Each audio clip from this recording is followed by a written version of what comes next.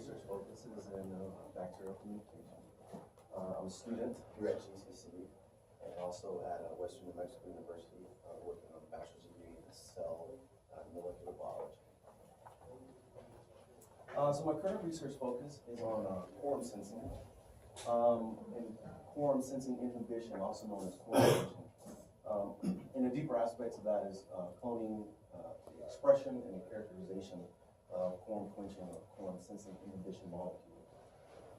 Also in biofilms, specifically cells that are in the matrix, the upper level of the biofilm, and how they communicate with cell signaling in the deeper foundational levels of the biofilm. So here's some enzyme characterization.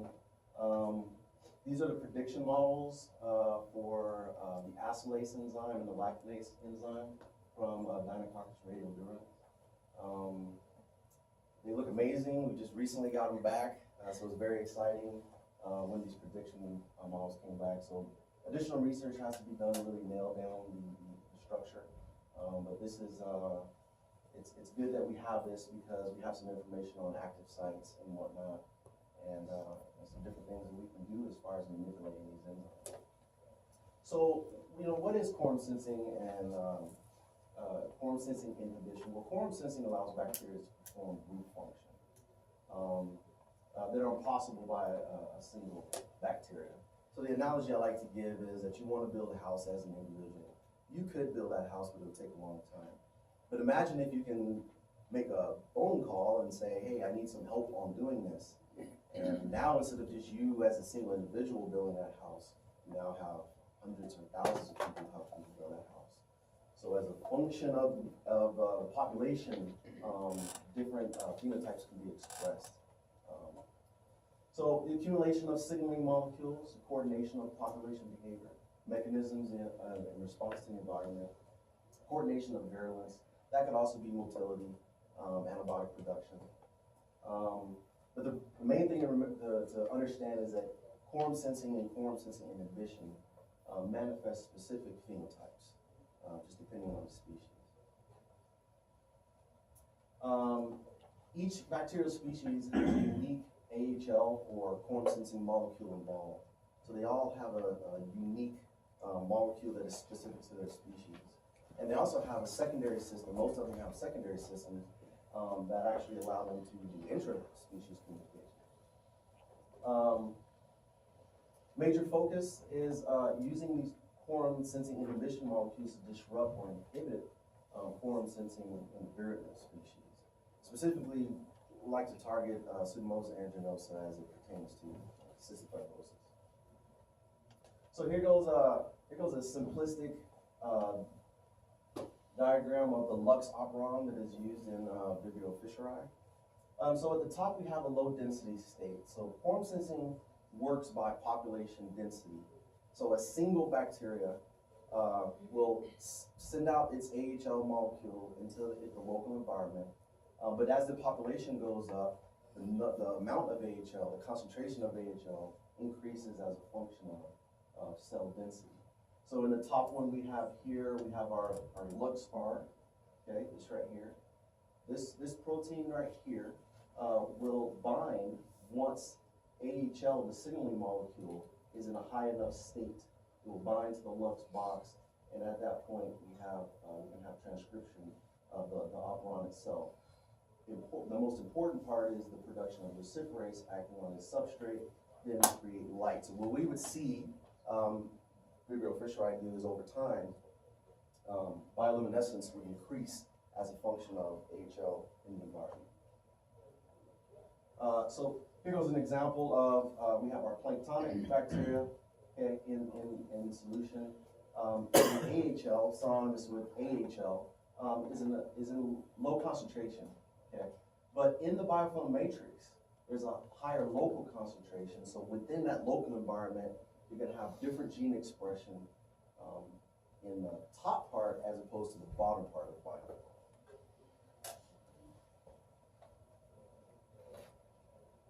So here goes an example of some research that another colleague of mine we did. We looked at disruption of bacterial form sensing by alkyl compounds, Chlamydomonas hardy. And what we found out is, based on other research, that there seems to be a form sensing inhibition compound that is secreted by Chlamydomonas. And really what I'd like to show, I'll actually show it on the next slide.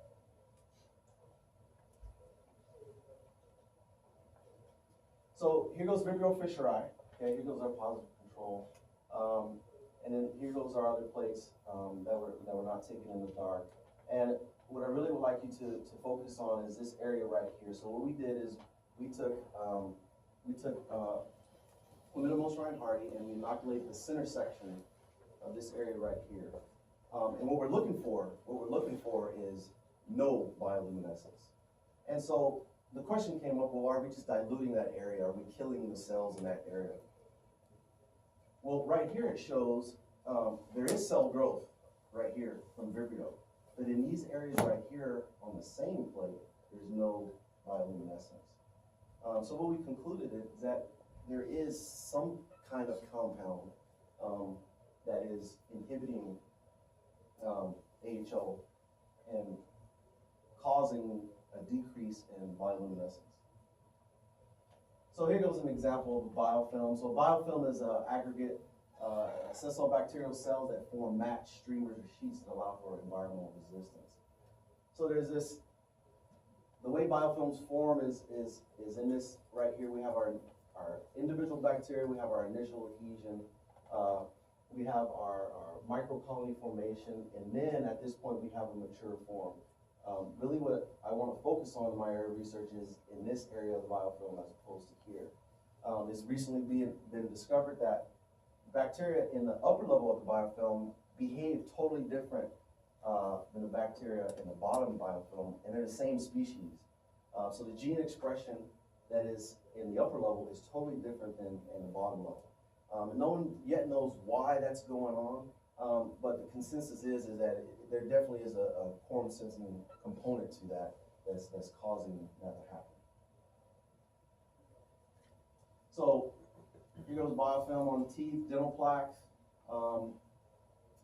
Biofilm in this case is more plaque-like, but biofilm from other species can be more streamer, can be more mat-like, can have higher viscosity or lower viscosity and whatnot. But all biofilm is not equal. So here goes some current species that I'm working with. Pseudomonas fluorescens is a major biofilm producer. Dinococcus radiodurans has the two form-quenching enzymes that I'm currently doing characterization studies on. Vibrio fischeri provides an easy visual means to know if there's form quenching going on. Chlamydomonas hardy has, apparently has form quenching compounds.